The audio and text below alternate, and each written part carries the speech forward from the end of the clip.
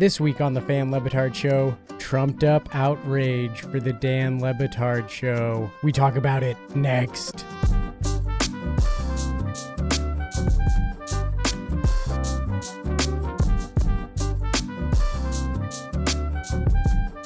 What up, you Dan Le Batardians? It's Nasty Nate here. Welcome to the fastest growing Dan Le Batard Show fan YouTube channels. And right up off the top, still a fan.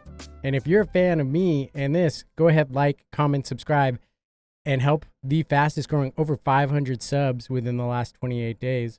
Blowing up here, ladies and gentlemen. Meanwhile, things are blowing up on the Dan Le Batard Show Reddit. Over what? Well, Dan mentioned it, I believe, on Thursday, that the show was going to do a Trump interview release for 4th of July. And, you know, listening to you like, okay, it's obviously a bit. We know where the show, or the head of the show, Dan, stands on Trump for the most part, spoken out against him and his policies and the things that he's done. I didn't think much of it at the time. I was like, well, that's not something I'm going to listen to. I'm just going to mark as played and move on with my day. But I regularly check the Reddit for ideas, and posts were blowing up on the Reddit. People were mad about this, and I didn't think much of it at the time. It didn't get me up in arms like it did others, but a lot of people out there saying, I'm done with the Dan Le Batard Show. A lot of posts saying, you know, rate, review, unfollow, 1-star reviews on Spotify. You can go read like 30 plus 1-star reviews, and that's just what's been uploaded, I think, Friday, Saturday, in terms of the show. And a lot of blowback. And where do I stand on all this? Like, I think I agree with most people that it was a mistake for the show to do this. Like, when I then saw all the kind of outrage blowing up, and I think Awful Announcing did an article because there was screenshots of like what was being said. I was like, okay, I'll go and I'll listen to like the intros and stuff. And honestly, it was like Chris Cody's like intro to it, like Chris Cody, like kind of cringy. Like, when I think of America, I think of Donald Trump. I get what he's going for, but just why? They've already talked about this and played it, right? They've done stuff like that before. Pablo Torre, I think that was like one of the first Pablo Torre like finds out episodes, and that was really well done. And that was kind of like, well, I'm not gonna listen to it because they've kind of done this before already.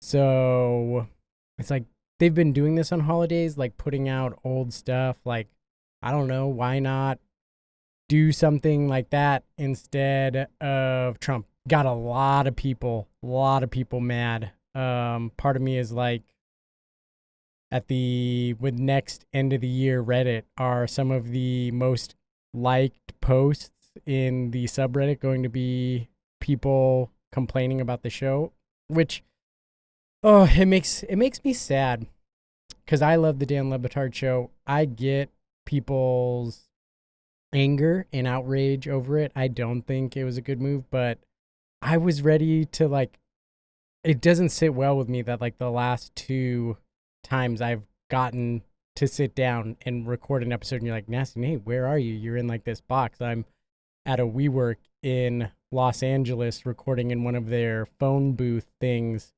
because there's family in town, and I'm actually driving a niece to an all-day gymnastics class and then hanging out in Los Angeles. So I'm recording while I'm here in Los Angeles at a WeWork, and now I lost my train of thought.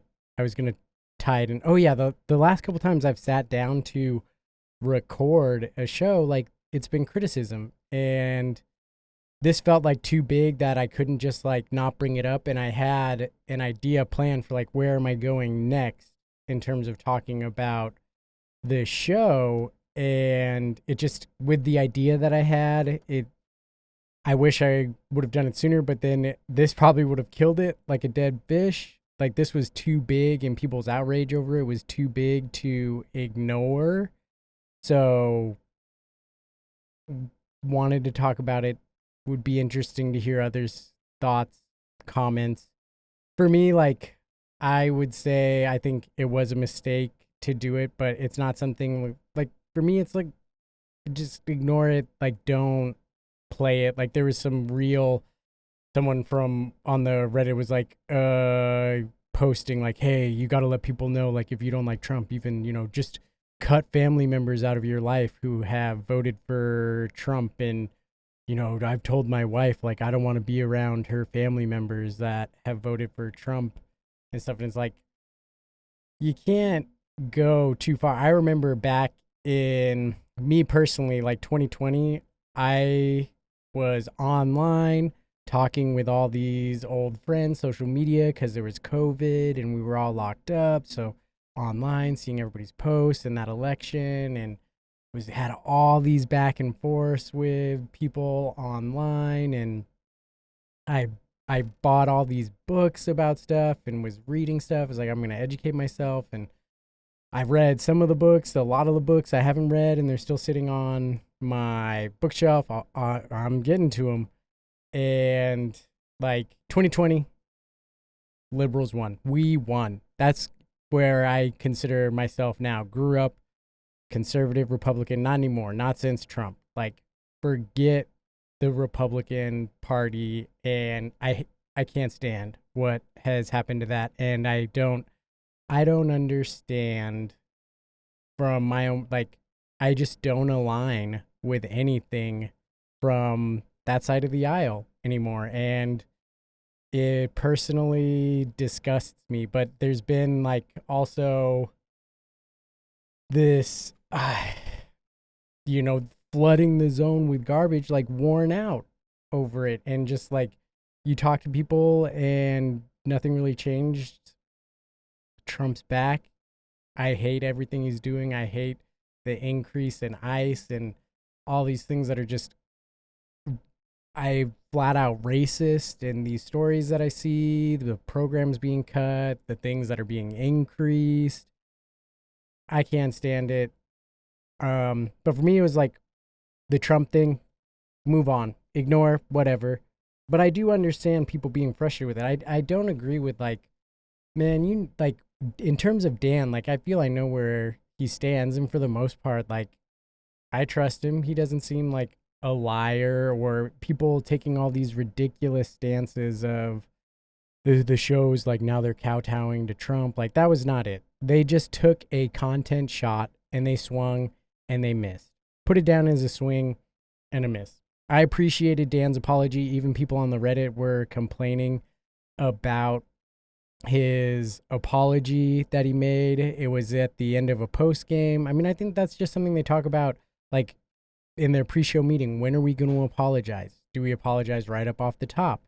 Do we? And I think they just settled on, let's make our entire post game an apology. And for the most part, that's what it was. It was really short. And I believe Dan when he says he was sick to his stomach over it, and that he really regrets it. I think maybe they should have made that apology at the end of like the live show instead, because a lot of people like tune in and listen, and even people are reacting to that. And I get the reaction. I think a lot of it is overreactions, and it bums me out, because I've actually created like a plan in my head, because I was like, man, the Reddit just sucks. Like, on a South Beach session, Dan mentioned like how he used to go on the Reddit and now it's like this poisonous kind of thing. And I talked about on the last episode how I actually watched like Bill Simmons after the draft and asked, like, is the show hungry? And it was kind of like, man, I love the show. I love supporting the show. And all those things are still true for me. And so I was like, how can I, as a fan And as the number one Dan Le Batard Show fan podcast, the number one, hands down, we are number one, folks. Lauer After Hours ain't walking through that door, all right? Yes, maybe no, or whatever is not walking through that door. The Fan Le Batard Show and Nasty Nate, we still out here in these hot phone booth boxes in a WeWork in Los Angeles, California, all the way on the other sides of the United States, standing for the Dan Le Batard Show. And we gonna keep standing for it, all right? You finna think I'm gonna quit because of some poorly placed Trump interviews? You're wrong. Not gonna quit. Gonna keep going. You think I'm gonna quit because I can't record in my closet at my house because I've been kicked out of my master bedroom because family is staying there for 2 weeks to possibly a month? I ain't gonna quit. Never. Never say never. But I had this whole plan for I'm gonna be positive and this idea, and I go back, like, I don't want to bring it up in this episode with this. Because the last time I talked, I said, oh, I really want to make a club, and I didn't. It was too much work, and I'm disappointed that I didn't, because it ended up becoming something that was bigger, because it was, at first I was like, this would be a really great week to make a club like I did a couple years back. It's summertime, I have a little bit more time, and I just procrastinated and waited and pushed it, and by the time I was going to sit down and have to collect all the footage for it, cut it up, it just felt like too big of a task. But I wanted to create, actually, not just because as I was doing it, I was like, you know, this is more than just Dan Le Batard. Let's create like a Meadowlark or Dan Le Batard adjacent club and throw in clips from Nothing Personal, clips from Stupidity, and PTFO. And then it just got too big because I was tracing clips. When I do this, I keep a notes thing where I write down the hour and I put kind of like a time on it, and that helps me get the times and the clips that I need faster. But I didn't do it for all the other shows. So then when all that happened, I was like, you know what? I'm just gonna not do it. But I wish I had, because the Reddit just, it feels so negative, and I wanted to bring positivity to the Reddit. I've been creating a note each week where I try to put my top 5 or however many top hours for the week, and I wanted to do like a Friday poll, and I didn't do that I had it all set to go this Friday. I'm like, I'm not putting this out this Friday. This is gonna get totally downvoted. Like, it was ridiculous. All things being negative about the show were being upvoted like crazy. Anything positive was just downvoted. So the vibes are bad.